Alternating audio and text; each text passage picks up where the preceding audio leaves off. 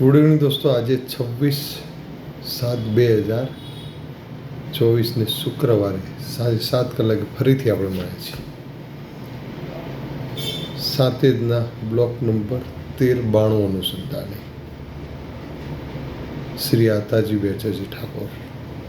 એક એવો ઇતિહાસ જે ખેડૂત ને ન્યાય અપાવવાની અંદર મદદરૂપ થશે. 1985ના અરસાની અંદર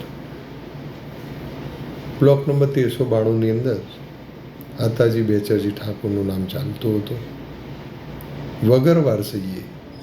વગર વારસીએ બારોબાર પાર્કલેન્ડ એવન્યુ કોઓપરેટિવ હાઉસિંગ સોસાયટીના નામે 1985ના અરસામાં દસ્તાવેજ કરવામાં આવે છે. તેમના વારસદારો લસ્સીબેન ઉર્ફે લક્ષ્મીબેન, તેમના પત્ની કાળુજી ઠાકોર તથા સગીર કાંતિજીના નામથી દસ્તાવેજ બનાવવામાં આવે છે. એ જ દસ્તાવેજનો 1989ની અંદર એક કબૂલાત કહી શકાય એવો પાવરથી એક લેખ બનાવવામાં આવે છે. ફરીથી 1995ના અરસાની અંદર પાર્કલેન્ડ એવન્યુ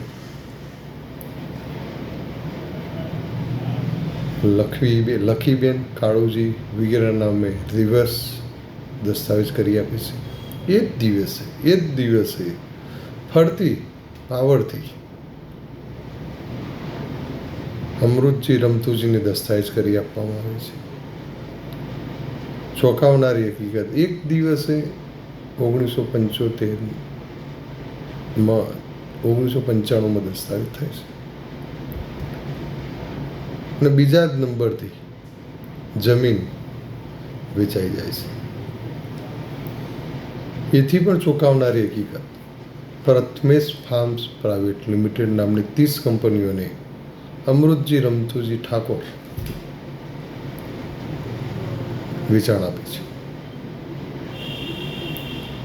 ફરીથી એ જ હકીકત, પ્રથમેશ ફાર્મ પ્રાઇવેટ લિમિટેડ વગેરે 30 કંપનીઓના વતી તેના પાવર ઓફ એટર્ની હોલ્ડર જમીન વેચાણ કરી દેશે.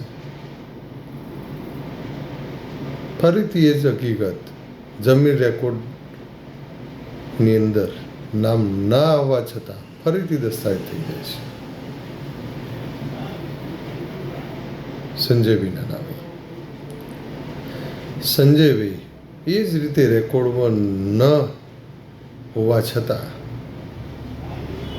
પ્રારબ્ધ કરીને કંપની છે તેને વેચાણ આપે છે. આ બધી હકીકતની અંદર જોવાનું, પાવર ઓફ એટર્ની હોલ્ડર એક જ વ્યક્તિ જેણે 85ના દસ્તાવેજની એક કબૂલાત કહી શકાય, એક સુધારાનો દસ્તાવેજ બનાવ્યો પાવરથી, એમ જેમાં 1985ના અરસાનો સ્ટેમ્પ વાપરવામાં આવ્યો છે. ને કાંતિજીને સગીર બતાવવામાં આવે છે. કાંતિજી પુખ્ત વયના હોવા છતાં 1995ની અંદર એ જ પાવર, જે તદ્દન બોગસ પાવર વાપરી જમીન વેચાણ કરી દેવામાં આવે છે.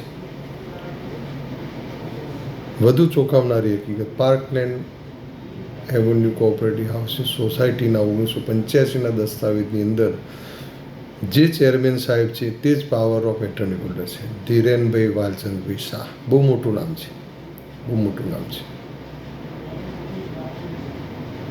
આ વિડીયો ખૂબ શેર કરજો, રેકોર્ડ ચેક કરજો. ખરેખર છેલ્લે આજે દીકરી જસીબેન, આતાજી બેચરજીની દીકરી અને જમાઈ આજે આવીને ગયા, કાળાજી ઠાકોર. આ સંપૂર્ણ વિગત મેં એમને સમજાવી. અન્યાય થયો છે તે હકીકત છે, સમય પાકી ગયો છે તે હકીકત છે. આજે વગર વારસઈએ 1985ની અંદર દસ્તાવેજ કરી લીધો હતો, તે ભૂલ ચાલતી જાય એમ. દસ્તાવેજની અંદર આજની તારીખની અંદર 2 દીકરીનો હક બાકી છે. Prathamesh Farm Private Limited company એટલે પોપ્યુલર બિલ્ડર્સ ના રમણભાઈ પટેલની કંપની છે, એવું મેં જાણેલું છે. 30 કંપનીઓ છે. સરકાર સુધી કદાચ આ પહોંચશે તો આજની તારીખની જે લેવાવાળી પાર્ટી છે તેને ખબર પડશે કે તેને શું કર્યું છે. રેકોર્ડ ચેક કરવો જોઈએ. આજે 2 દીકરીઓ રેકોર્ડ પ્રમાણે વારસાઈ વગર વેચાયું, વારસાઈ કરવામાં જ્યારે આવી એ દિવસે વારસાઈ શબ્દ વાપરવામાં આવેલો છે અને દીકરીનો હક કમી કરવામાં આવ્યો. કેમ કરવામાં આવ્યો? કારણ કે અગાઉ 1985ની અંદર જે ભૂલ હતી તે ભૂલને દબાવવાની કોશિશ કરવામાં આવેલી છે. 2 દીકરીઓને ન્યાય અપાવો તથા કાંતિજી જે સગીર હતા, જે પુખ્ત વયના થઈ ગયા છે 1995ની અંદર, તેને ન્યાય અપાવો. કાળુજી જેમના મોટા ભાઈ હતા તેમને પણ અંધારામાં રાખવામાં આવેલા છે. તે આ વસ્તુથી વાકેફ ક્યારેય નથી. એમની પણ ઉંમર એટલી બધી ન હતી. ભાઈઓ ઝઘડાવાનું કામ આ રેકોર્ડ બતાવે છે કે થયું છે. ફરતી એ જ હકીકત 1985 રેવન્યુ રેકોર્ડમાં નામ નથી. અધૂરા વારસોથી દસ્તાવેજ 1989ની અંદર એ જ દસ્તાવેજની સુધારા દસ્તાવેજ બનાવવામાં આવ્યું, જે પાવરથી બન્યું, જે પાર્કલેન્ડ એવન્યુ કોઓપરેટિવ સોસાયટીના ચેરમેન શ્રી ધીરેનભાઈ વાલચંદભાઈ સાહેબ પાવરથી કર્યો, જે પાવર તદ્દન ખોટો છે. 1995ની અંદર ફરીથી ખેડૂતોના નામે જમીન કરવામાં આવી. એ જ દિવસે ફરીથી પાછી વેચી મારવામાં આવી. એ પછી વેચનારે Prathamesh Farm Private Limited company નામની 30 કંપનીઓને વેચાણ આપી, જે મારી દ્રષ્ટિએ શરતભંગ થયેલો કહેવાય. તેણે ફરીથી વેચાણ આપી સંજયભાઈથી આજની તારીખની પ્રારબ્ધ કરી ફાઇનાન્સ કંપની છે, એ કદાચ જમીનનું કામકાજ કરતી તેના નામે ચાલે છે.